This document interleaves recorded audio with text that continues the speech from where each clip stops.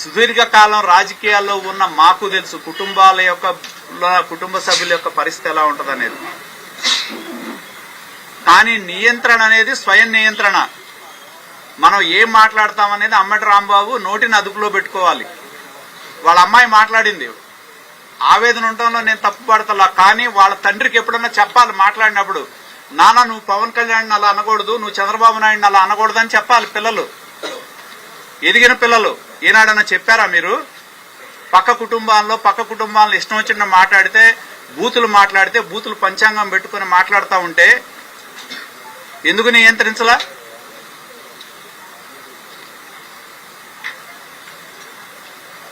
బూతులు తిట్టేవాళ్లు జగన్మోహన్ రెడ్డికి ఆదర్శవంతమైన నాయకులు. కొల్లు రవీంద్ర ఏం తప్పు చేశాడని 43 రోజులు జైల్లో ఉన్నాడు.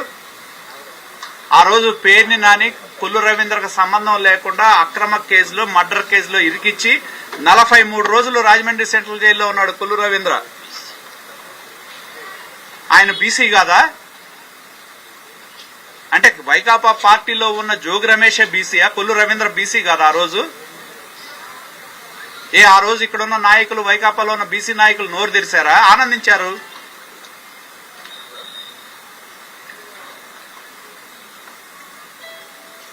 అటవిక రాజ్యాన్ని ఆళ్లు నడిపి ఇవాళ ఏమన్నా మేము జగన్మోహన్ రెడ్డి ఇంటికి తాళ్లు కట్టామా?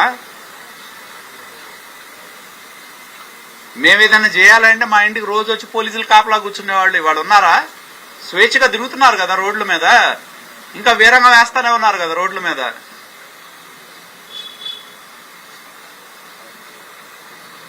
నడి రోడ్లో అంబటి రాంబాబు, అసలు ఇన్సిడెంట్ ఎందుకు జరిగింది? అంబటి రాంబాబే బాధ్యుడు ఈ సంఘటన అన్నిటికీ. పార్టీ పిలిపిస్తే ఎవడు ఫ్లెక్సీ ఆడ వేసుకుంటాడండి, ఆ పక్కన వెళ్తే జగన్మోహన్ రెడ్డి ఫ్లెక్సీలు ఉంటాయి, నాకేం సంబంధం? తీసుకొచ్చి నా ఇంటి ముందు వేస్తే నాకు సమస్య. తెలుగుదేశం పార్టీ ఒక ఫ్లెక్సీ పెట్టుకుంది, అంబటి రాంబాబుకి ఏం పని అక్కడికి వెళ్ళి ధర్నా చేయడానికి? మేమేమన్నా మీ ఫ్లెక్సీ దగ్గరకు వచ్చామా? ధర్నా చేయటమే కాదు, ఏ వార్నింగ్ ఇచ్చాడు?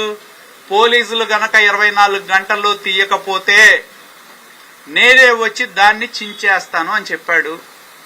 వాస్తవం కాదా? జగన్మోహన్ రెడ్డి ఇంకో మాట ఏం చెప్తున్నాడు? అంబటి రాంబాబు అంటే క్షమాపణ చెప్పాడంట. ఎక్కడ చెప్పాడండి? ఎవరికి చెప్పాడు? నేను అనకూడదు అంటూనే లోకేష్ గారిని నానా బూతులు తిట్టాడు.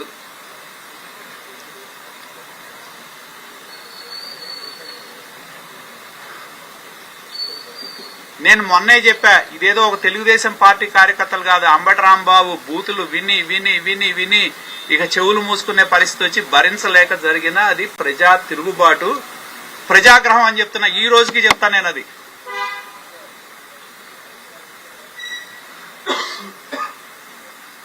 నా చెప్పమనండి, అంబటి రాంబాబు బూతులను సమర్థించే వాళ్ళు ఎవరో చెప్పమని చెప్పండి ఈ సమాజంలో.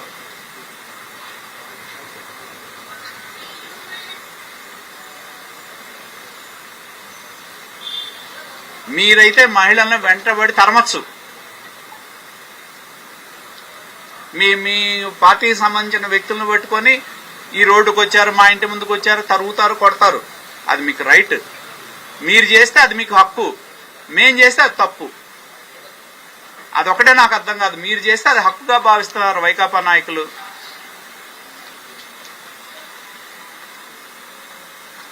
మీ సంబంధించిన పార్టీ నాయకులు, మహిళలు, ఒంటరిగా ఉన్న తెలుగుదేశం మహిళ అటు వచ్చిందని ఎమ్మడబడి కొట్టలేదా? అది మీరు హక్కుగా భావిస్తున్నారు.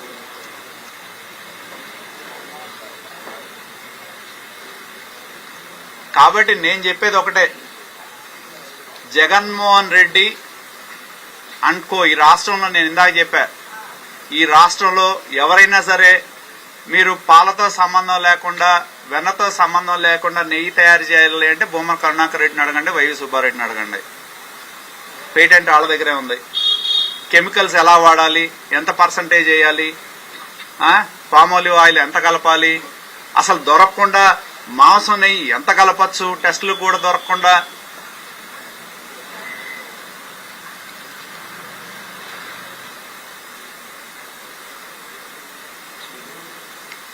అది ఇంకోటి నాకు అర్థం కాదు ఏంటంటే, ఆ చిన్నప్ప ఎవరో ఉన్నాడు,